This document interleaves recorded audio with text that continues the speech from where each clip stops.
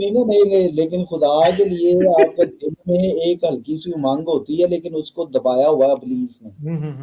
इब्लीस ने उसको दबा के मेरे रखा दिल हुआ में तो बिल्कुल भी कोई मांग नहीं है भाई खुदा के लिए, ठीक है। वो लाजमी बात है, जब आप हाँ। मतलब एंटी क्राइस्ट हो गए हैं तो फिर आप एंटी क्राइस्ट, ओ भाई ने मुझे दजाल बोल दिया ओए।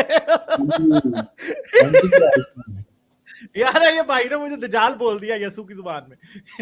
एंटी क्राइस्ट यार है। देखो देखो, दजाल के है ना असल में, एंटी क्राइस्ट दजाल को कहते हैं ना।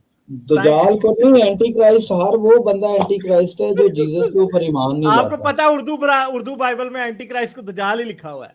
आप ऐसे दजाल अंग्रेज ना बने ना इतने, तो नहीं, मुकाशफा की किताब में एंटी क्राइस्ट को दजाल ही लिखा हुआ है। नहीं नहीं, उसमें बाइबल में दजाल दजूल का लफ्ज नहीं है, उसमें आप इब्लीस का देखे, लफ्ज। मैं भाई है दजाल का लफ्ज है बाइबल के अंदर। नहीं, दजाल नहीं लिखा। मुकाशफा